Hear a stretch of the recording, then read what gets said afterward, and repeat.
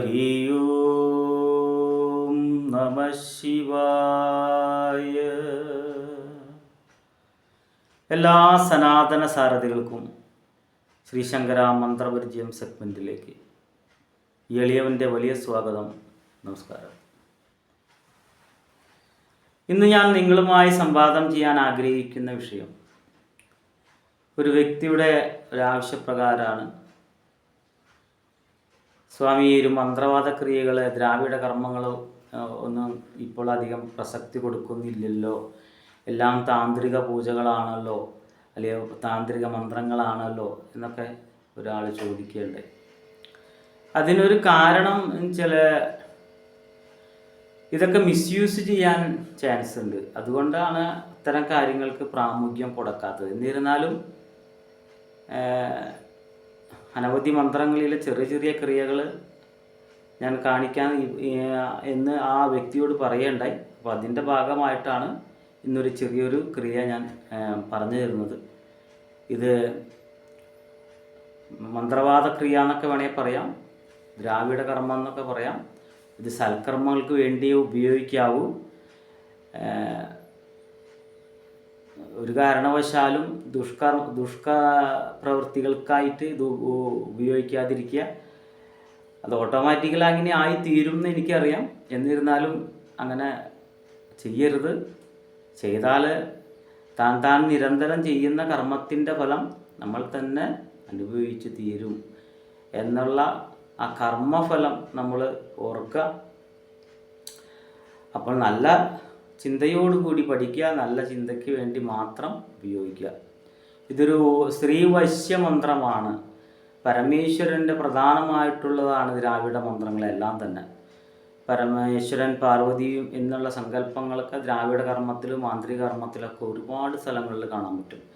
അപ്പോൾ പ്രധാനം ശ്രീ പാർവതി പരമേശ്വരന്മാർക്കാണ്.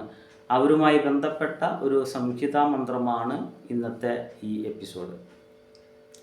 ഈ മന്ത്രം നമ്മൾ 1008 ഒരു സംഖ്യ ജപം എത്തിക്കണം. അതായത് ബൈഹാർട്ട് മന്ത്രം പഠിച്ചതിന് ശേഷം 1008 സംഖ്യ ജപസാധന ചെയ്യണം. എന്നിട്ടാണ് നമ്മൾ മറ്റുള്ള ക്രിയകളിലേക്കൊക്കെ കടക്കാവൂ. ഞാൻ മന്ത്രം പരിചയപ്പെടുത്താം. അതിക്ക് മുന്നേ ഒന്നുകൂടെ പറയുന്നു, ഇത് ദുഷ്കർമ്മങ്ങൾക്കായിട്ട് ഉപയോഗിക്കരുത്. അതുപോലെ തന്നെ നല്ല കാര്യങ്ങൾക്ക് വേണമെങ്കിൽ ഉപയോഗിക്കാം. കാര്യം ഒരു ഭാര്യയും ഭർത്താവും പിണങ്ങി നിൽക്കുന്നു, അല്ലെങ്കിൽ അച്ഛനും മക്കളും കൂടി പിണങ്ങി നിൽക്കുന്നു, അമ്മയും മക്കളും കൂടി പിണങ്ങി നിൽക്കുന്നു, അങ്ങനെയുള്ള കാര്യങ്ങൾക്കൊക്കെ നമുക്ക് തീർച്ചയായും രണ്ടാമതൊന്നും ചിന്തിക്കാതെ നമുക്കപ്പോൾ തന്നെ അത് ചെയ്യാം. അതുകൊണ്ട് ദോഷമില്ല.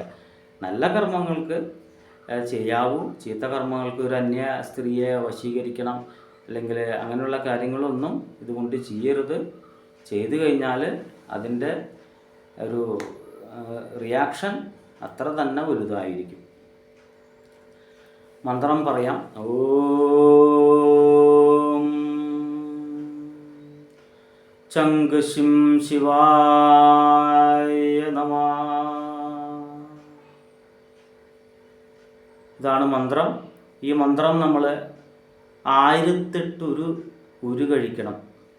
അതിന് ശേഷം ചന്ദനം, ഗോരോചനം, വെള്ളരിക്കിൻ വേര് ഇവ സമം അരച്ച് 1008 സംഖ്യ ഉരു ജപിക്കുക.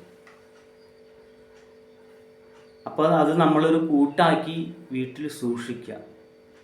എപ്പോഴാണോ നമ്മൾക്കത് ആവശ്യം എന്നുണ്ടെങ്കിൽ അതിൻ്റെ ആ കൂട്ടെടുത്തിട്ട് തിലകം തൊടുക. അപ്പോൾ ആദ്യം ഞാൻ പറഞ്ഞു 1008 സംഖ്യ ഉരു കഴിക്കണം.